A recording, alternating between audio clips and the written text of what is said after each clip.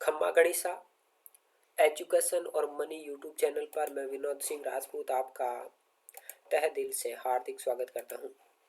आज की हम क्लास करेंगे दिल्ली पुलिस जो एग्ज़ाम पेपर है 2022 का, उसको कंप्लीट उसके जीके जीएस के जो 50 क्वेश्चन है वो करने वाले हैं। तो आ जाइए, सभी जुट जाइए और बिना टाइम गवाए करते हैं क्लास को शुरू। और क्वेश्चन नंबर 1 आपके सामने है। प्रधानमंत्री राष्ट्रीय बाल पुरस्कार 2020 कुल कितने बच्चों को मिला है? तो 49 बच्चों को मिला है, यानी 20 से आंसर हो जाएगा। मतलब आप अगर जवाब देना चाहते हो साथ साथ में, तो वीडियो को रोक कर दे सकते हो, क्योंकि मैं बिना समय गवाए ज़्यादा कम समय में ज़्यादा क्वेश्चन करवाना चाहता हूँ, क्योंकि मैं लगभग 17 मिनट में आपके 50 क्वेश्चन कंप्लीट करवाना चाहता हूँ, जो कि यूट्यूब पर कोई नहीं करवाता है। 2 नंबर क्वेश्चन है, जून 2020 में जारी विश्व प्रतिस्पर्धात्मकता सूचकांक वर्ल्ड कॉम्पिटिटिवेशन इंडेक्स में भारत ने कौन सा स्थान प्राप्त किया है? तो इसका सही आंसर हो जाएगा 43, यानी 43वां स्थान, यानी 20 सही आंसर हो जाएगा। और नेक्स्ट 9 नंबर क्वेश्चन है, भारत के ब्रिटिश शासन के दौरान प्रांतीय स्वायत्तता की शुरुआत निम्नलिखित में से किस अधिनियम द्वारा हुई थी? तो उस एक्ट को बताना है। वो एक्ट था आपके 1935 का, यानी सी सही आंसर हो जाएगा। और 10 नंबर क्वेश्चन है, 31 अगस्त 2020 तक प्राप्त जानकारी के अनुसार राज्यसभा के सदन के नेता कौन है? तो थावरचंद गहलोत 2020 तक के हम कह सकते हैं आपके राज्यसभा के सदन के नेता है।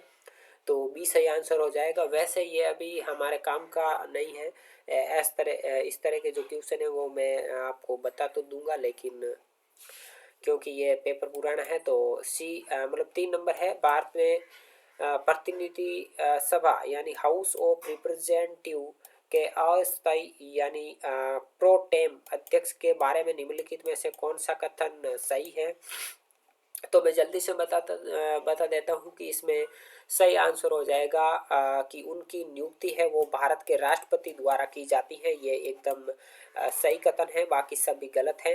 ठीक है, बाकी आप देख लेना। 4 नंबर है, भारत के निम्नलिखित क्षेत्रों में से किस क्षेत्र में 10वीं शताब्दी के अंत में जिद्दा नामक महिला शासक थी, उसने शासन किया था? मतलब वो क्षेत्र आपको बताना है।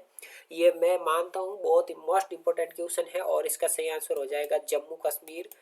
और 11 नंबर है, संविधान जो 44वां संविधान संशोधन है वो एक्ट जो आया था वो 1978 द्वारा निम्नलिखित में से कौन सा अनुच्छेद हटा दिया गया था?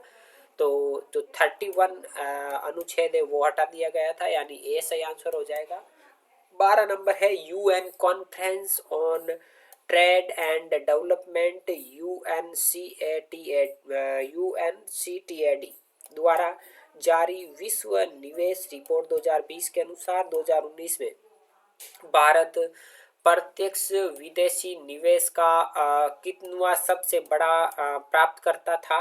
तो 9वां, यानी डी से आंसर हो जाएगा। और नेक्स्ट क्वेश्चन करते हैं 13 नंबर, महाजनपद युग के दौरान उज्जैन की राजधानी था। उज्जैन मतलब उज्जैन किस राज्य की राजधानी था? तो उज्जैन अवंतिका था, यानी बी से आंसर हो जाएगा।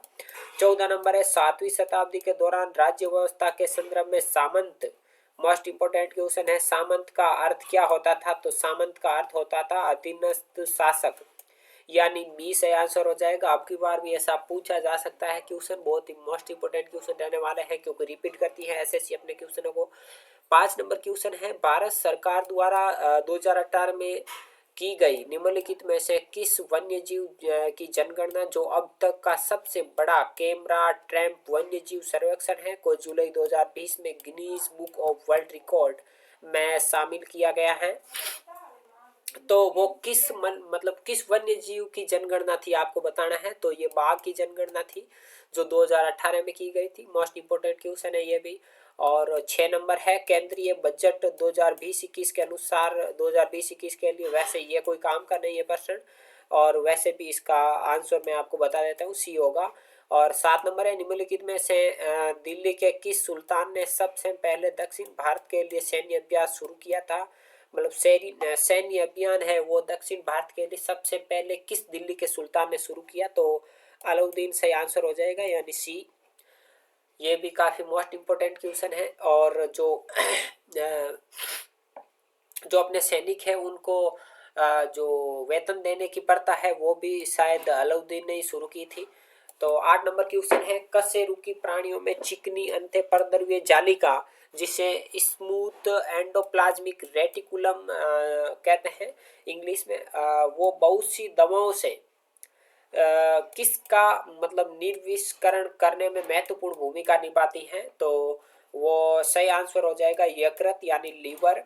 लीवर आपको पता ही है, बहुत सी ऐसी दवाइयां हैं जिनके कारण से लीवर है उसको ये समस्या झेलनी पड़ती है, और लीवर काफ़ी जल्दी ही खराब होने लगता है। जो कोई ज़्यादा दवाइयाँ जो यूज करता है, वो मेडिसिन यूज करता है उसका। तो 15 नंबर क्वेश्चन है, गुप्त शासक समुद्रगुप्त को अपने सिक्कों पर निम्नलिखित में से कौन सा वाद्य यंत्र बजाते हुए दिखाया गया है, तो आपको पता ही है ये वीणा वादक है, और वीणा इनको मतलब काफ़ी पसंद है, तो 20 आंसर हो जाएगा। 16 नंबर है, hope to avoid a climate disaster the solutions we have and breakthroughs we need नाम की पुस्तक के लेखक कौन है, तो इस पुस्तक के लेखक है बिल गेट्स, जो दुनिया के सबसे अमीर आदमी है बिल गेट्स। सी सही आंसर हो जाएगा। अगर आपको वीडियो पसंद आ रहा है तो एजुकेशन मनी यूट्यूब चैनल को लाइक और सब्सक्राइब कर सकते हैं। नेक्स्ट क्वेश्चन है आपके सामने 17 नंबर, निम्नलिखित में से कौन सा राज्य प्राकृतिक रबर का एक प्रमुख उत्पादक है, तो इसका सही आंसर होगा केरल यानी सी। 18 नंबर है, निम्नलिखित में से किस नदी प्रणाली में इसके घटकों में से एक के रूप में लोहित नामक जो नदी है वो इसकी हम कह सकते हैं सहायक नदी है, तो ब्रह्मपुत्र सही आंसर हो जाएगा। और 19 नंबर क्वेश्चन है, थेरुकुतु नामक जो लोक नाट्य है वो पारंपरिक रूप से किस राज्य से संबंध रखता है, तो इसका सही आंसर हो जाएगा तमिलनाडु यानी 20 सही आंसर हो जाएगा। और नेक्स्ट 26 नंबर है, केंद्रीय बजट वैसे ये कोई काम का नहीं है आपके, और इसका सही आंसर होगा शहरी कायाकलाप डी। और 27 नंबर है, भारत के संविधान की 7वीं अनुसूची में संघ सूची में निम्नलिखित में से कौन सा विषय सूचीबद्ध नहीं है, तो उसमें सार्वजनिक स्वास्थ्य और स्वच्छता ये विषय सूचित नहीं है, बाकी रेलवे बीमा निगम कर ये सभी उसमें सूचीबद्ध है। अगला क्वेश्चन है 28 नंबर है, दिल्ली के सुल्तान इल्तुतमिश के समकालीन जो फख मुदाबिर किस रूप में प्रसिद्ध थे, तो वह मतलब इतिहासकार थे, ठीक है। 29 नंबर है, अब्दुल हमीद लाहौरी की कृति बादशाहनामा उनके संरक्षक का आधिकारिक इतिहास है, तो ये शाहजहाँ का आधिकारिक इतिहास हम कह सकते हैं है। और 20 नंबर है, भारत सरकार के आंकड़ों के अनुसार वर्ष 2019-20 के दौरान चीन से भारत में प्रत्यक्ष विदेशी निवेश यानी एफडीआई का लगभग कितना मिलियन है वो बताना है आपको, तो $164 है, $164 मिलियन, ठीक है, डॉलर में है। और नेक्स्ट बात करते हैं 21 नंबर की, कि जब कोई पिंड एक दूसरे पिंड की सतह पर लुढ़कता है तो इसकी गति के प्रतिरोध को अच्छा किस नाम से जाना जाता है, तो लुढ़कन या रोलिंग घर्षण भी कह सकते हैं हम इसको। अगला क्वेश्चन है 22 नंबर, पचपदरा झील निम्नलिखित में से किस राज्य में है, जो खारे पानी की झील है और राजस्थान के बाड़मेर जिले में ये स्थित है। 23 नंबर है, जब सारी प्रकृति के एक रसायन को हल्दी के लेप या पेस्ट में मिलाया जाता है तो इसका रंग लाल हो जाता है। ये काफी मोस्ट इम्पोर्टेंट क्वेश्चन रहेगा, क्योंकि हल्दी जो है वो आपके अम्लीय होती है, तो जो अम्ल है वो सार का रंग हम कह सकते हैं अम्ल जो नीला होता है उसे लाल कर देता है, तो उस तरह हम देखें तो इसका सही आंसर लाल हो जाएगा। नेक्स्ट 24 नंबर है, रजिया निम्नलिखित में से किस वर्ष में दिल्ली की सुल्तान बनी थी, तो आपको बताना है रजिया किसकी पुत्री थी। और ये सांसी का बनी थी आपके 1234 में, और 1240 तक इन्होंने शासन किया था दिल्ली पर। और नेक्स्ट क्वेश्चन है 30 नंबर, निम्नलिखित में से कौन मतलब अक्टूबर 2020 में HDFC बैंक के प्रबंध निदेशक का पद त्याग देंगे? तो ये काफी मोस्ट क्वेश्चन तो हम नहीं कह सकते, लेकिन सी इसका सही आंसर हो जाएगा। 31 नंबर है, भारत के संविधान के भाग 4A में उल्लेखित निर्देशों के अनुसार निम्नलिखित में से कौन सा निर्देश भारत के नागरिकों का मूल कर्तव्य नहीं है? क्या है ना, कोई शब्द में थोड़ा जल्दी बोल रहा हूँ तो गड़बड़ बोल देता हूँ, तो आप एडजस्ट कर लेना, उसके लिए सॉरी। तो इसका सही आंसर देखो कि मतलब इसमें बोला है कि कौन सा भारत के नागरिकों मूल कर्तव्य नहीं है, ठीक है। तो महिलाओं की गरिमा को ठेस पहुंचाने वाली प्रथाओं का त्याग करना, बिल्कुल ये तो है। भारत की संप्रभुता, एकता और अखंडता को बनाए रखने और उनकी रक्षा करना, बिल्कुल ये भी है। नियत तिथि पर करों का भुगतान करना, ये कोई मतलब मूल कर्तव्य नहीं है। और हमारी समग्र संस्कृति की समृद्ध विख्यात को सम्मान देना और संरक्षित करना, ये बिल्कुल है। तो सी सही आंसर हो जाएगा इसका। नेक्स्ट 32 नंबर क्वेश्चन है, केंद्रीय बजट 2020-21 के में खराब होने वाली जो वस्तुएं हैं तो इसको आप छोड़ दो, बाकी इसका सही आंसर डी हो जाएगा। 33 नंबर में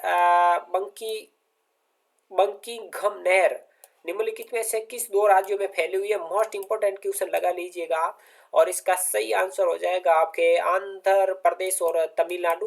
तमिलनाडु और आंध्र प्रदेश कह सकते हैं, यानी ए सही आंसर हो जाएगा। 25 नंबर है, निम्नलिखित में से कौन सा द्विपक्षीय सम्मिलित त्रिकोर की यानी ट्रिप्लोब्लास्टिक समुद्री जीवों को उदाहरण है जिनमें जीवन के किसी न किसी चरण में पृष्ठ रज्जु यानी नोटोकॉर्ड पाई जाती थी, तो इसमें सही आंसर हो जाएगा हर्डमेनिया, ठीक है, यानी सी सही आंसर हो जाएगा। नेक्स्ट क्वेश्चन की बात करते हैं, तो क्वेश्चन है 34 नंबर, मियंडर नाम का भूभाग अच्छा किसके द्वारा बना होता है? तो ये नदी बनाती है, सी सही आंसर हो जाएगा। नेक्स्ट 35 नंबर है, प्रतिजैविक यानी एंटीबायोटिक जो दवाएं हैं विषाणु या वायरस पर प्रभावी नहीं होती हैं, क्यों?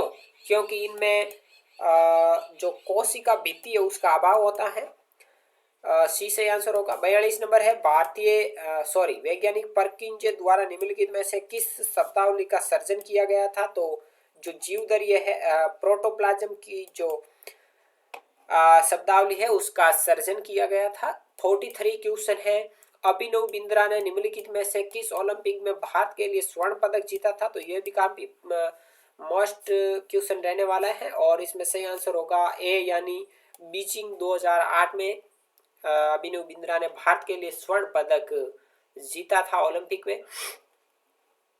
36 नंबर क्वेश्चन है, अशोक के स्तंभों के बारे में निम्नलिखित में से कौन सा कथन सत्य नहीं है, वो बताना है। वे आमतौर पर बलुआ पत्थर से बने हैं, बिल्कुल। अशोक को अपने पिता बिंदुसार से ऐसे स्तंभों के निर्माण की प्रेरणा मिली थी, नहीं, ये गलत हो जाएगा। बाकी इनमें से अधिकांश पॉलिश किए गए स्तंभ है, बिल्कुल है, और इन्हें अखंड स्तंभ भी कहा जाता है, तो बिल्कुल हाँ। नेक्स्ट 37 नंबर है, मूसी नदी निम्नलिखित में से किस नदी की सहायक नदियों में से एक है? तो कृष्णा नदी, यानी सी सही आंसर हो जाएगा। 44 है, निम्नलिखित में से हड़प्पा जो सभ्यता है स्थलों में से कौन सा स्थल सीढ़ीदार दीर्घाओं के साथ एक बड़े खुले मैदान जिसे स्टेडियम के रूप में पहचाना गया है की उपस्थिति के प्रमाण दर्शाता है? तो आपको पता ही है जो खेल के जो भी साक्ष्य मिले हैं वो धोलावीरा गुजरात से ही मिले हैं, तो सी सही आंसर हो जाएगा। 45 है, वर्ष 2004 से निम्नलिखित में से कौन सा राज्य अंतरराष्ट्रीय फिल्म फेस्टिवल महोत्सव का स्थायी मेजबान रहा है?